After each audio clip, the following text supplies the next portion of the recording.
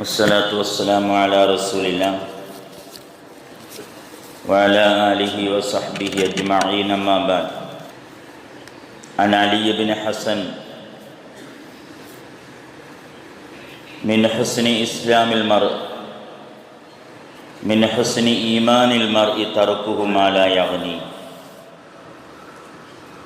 عن أنس بن مالك قال توفى رجل فقال رجل آخر ورسول الله صلى الله عليه وسلم يسمع أبشر بالجنة. فقال رسول الله صلى الله عليه وسلم أولا تدري فلعله يتكلم فيما لا يغني أو بخل بما لا ينقص. رواه الترمذي. രണ്ട് ഹദീസാണിത്. ഒന്നാമത്തെ ഹദീസിൽ പറയുന്നത് ഒരു വ്യക്തിയുടെ ഈമാൻ ഭംഗിയാകുന്നത്, ഒരു മനുഷ്യൻ്റെ ഈമാൻ വൃത്തിയുള്ള ഈമാനായി തീരുന്നത് തർക്കുഹു മാ ലാ യഗ്നി, ആവശ്യമില്ലാത്ത കാര്യത്തിൽ ഇടപെടാതിരിക്കുമ്പോഴാണ്. രണ്ടാമത്തെ ഹദീസിൽ പറയുന്ന വളരെ പ്രധാനപ്പെട്ടൊരു സംഭവമാണ്. ഈ സംഭവം അനസ് ബിൻ മാലിക് റളിയല്ലാഹു അൻഹുവിൽ നിന്ന് ഇമാം തിർമുദി റിവായത്ത് ചെയ്യുന്ന. അദ്ദേഹം പറയാണ്, ഞങ്ങളുടെ കൂട്ടത്തിൽ ഒരാൾ മരണപ്പെട്ടു പോയി. ഫഖാല റജുലുൻ ആഖർ, ആ മയ്യത്തിൻ്റെ മുമ്പിൽ വെച്ച് ഒരാളിങ്ങനെ ഉറക്കെ പറഞ്ഞു, വറസൂലുള്ളാഹി സ്വല്ലല്ലാഹു അലൈഹി വസല്ലം യസ്മഉ, നബി സല്ലല്ലാഹു അലൈഹി വസല്ലം അടുത്ത് നിന്ന് കേൾക്കുന്നുണ്ട്.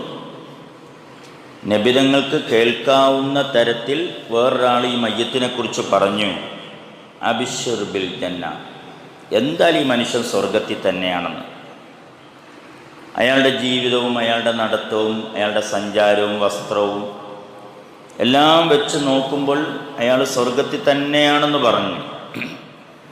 ഫഖാല റസൂലുള്ളാഹി സ്വല്ലല്ലാഹു അലൈഹി വസല്ലം, അപ്പോൾ നബിതങ്ങൾ അത് തിരുത്തിക്കൊണ്ട് പറഞ്ഞു, അവലാ തദ്രി ഫലഅല്ലഹു യതകല്ലമു ഫീമാ ലാ യഅനി, നിങ്ങൾക്ക് എങ്ങനെ അറിയാം അയാൾ സ്വർഗത്തിലാന്ന്?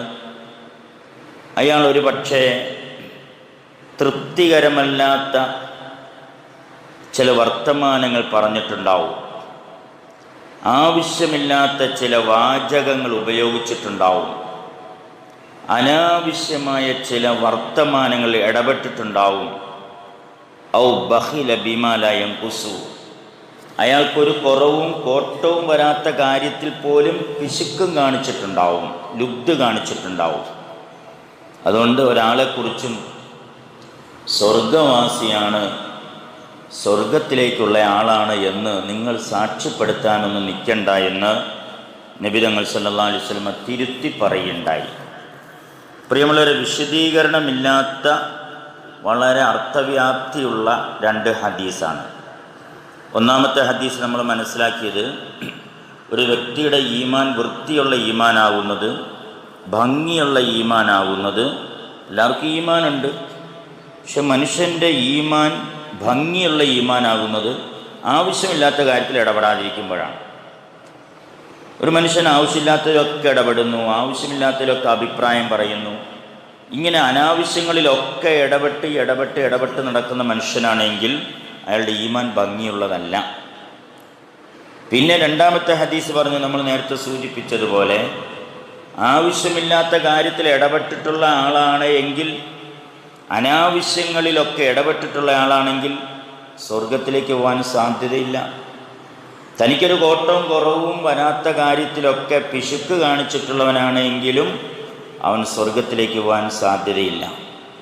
എല്ലാം ശരിയായി, നോമ്പും നിസ്കാരവും നടത്തവും ഇരുത്തവും സക്കാത്തും സദഖയും ഹജ്ജും എല്ലാം ശരിയായി, പക്ഷെ വാക്കുകൾ, പ്രയോഗങ്ങൾ, ഇടപെടലുകൾ അത് ശരിയല്ല എങ്കിൽ സ്വർഗത്തിലേക്ക് പോകാൻ ഇത്തിരി ബുദ്ധിമുട്ട് അനുഭവിക്കേണ്ടി വരും. ഇത്തിരിയല്ല, നല്ലതുപോലെ ബുദ്ധിമുട്ട് അനുഭവിക്കേണ്ടി വരും. അതുകൊണ്ട് വാക്കുകൾ സൂക്ഷിക്കുക, വാക്കുകൾ എവിടെ ഉപയോഗിക്കണമെന്ന് ശ്രദ്ധിക്കുക എന്നുള്ള വലിയ സന്ദേശമാണ് ഈ രണ്ട് ഹദീസും നൽകുന്നത്. അള്ളാഹു നമ്മെ എല്ലാവരെയും അനുഗ്രഹിക്കുമാറാവട്ടെ. പടച്ച തമ്പുരാൻ നമ്മെ എല്ലാവരെയും സ്വീകരിക്കും.